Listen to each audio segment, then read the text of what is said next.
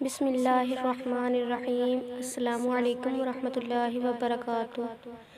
Baghdad کے بازار میں ایک حلوائی صبح صبح اپنی دکان سجا رہا تھا کہ ایک فقیر آ نکلا تو دکاندار نے کہا کہ بابا جی آؤ بیٹھو۔ فقیر بیٹھ گیا تو حلوائی نے گرم گرم دودھ فقیر کو پیش کیا۔ فقیر نے دودھ پی کر اللہ تعالیٰ کا شکر ادا کیا اور اس حلوائی کو کہا کہ بھائی تیرا شکریہ، اور یہ کہہ کر فقیر چل پڑا۔ بازار میں ایک فاحشہ عورت اپنے دوست کے ساتھ سیڑھیوں پر بیٹھ کر موسم کا لطف لے رہی تھی۔ ہلکی ہلکی بوندا باندی ہو رہی تھی۔ بازار میں کیچڑ تھا۔ فقیر اپنی موج میں بازار سے گزر رہا تھا کہ فقیر کے چلنے سے ایک چھینٹا اڑا اور فاحشہ عورت کے لباس پر گر گیا۔ جب یہ منظر فاحشہ عورت کے دوست نے دیکھا تو اسے بہت غصہ آیا۔ وہ اٹھا اور فقیر کے منہ پر تھپڑ دے مارا اور کہا کہ فقیر بنے پھرتے ہو، چلنے پھرنے کی تمیز نہیں۔ فقیر نے ہنس کر آسمان کی طرف دیکھا اور کہا، مالک تو بھی بڑا بے نیاز ہے، کہیں سے دودھ پلواتا ہے اور کہیں سے تھپڑ مرواتا ہے۔ یہ کہہ کر فقیر آگے چل پڑا۔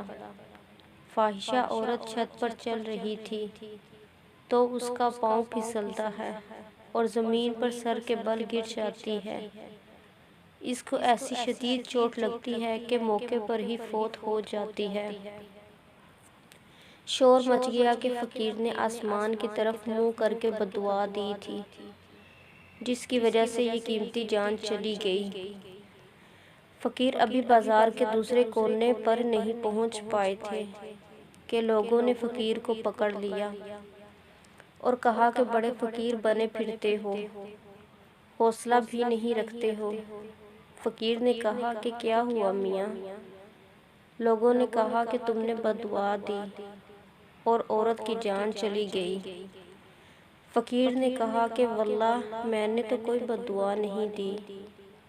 تو لوگوں نے ضد کی اور کہا کہ نہیں، تیری بددعا کا کیا دھرا ہے؟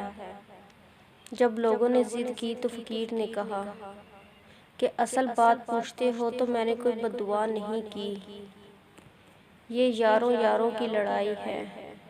لوگوں نے کہا کہ وہ کیا فقیر؟ فقیر نے کہا کہ جب میں گزر رہا تھا اور میرے پاؤں سے چھینٹا اڑا اور اس عورت کے لباس پر پڑا تو اس کے یار کو غصہ آیا، اس نے مجھے مارا، تو پھر میرے یار کو بھی غصہ آ گیا۔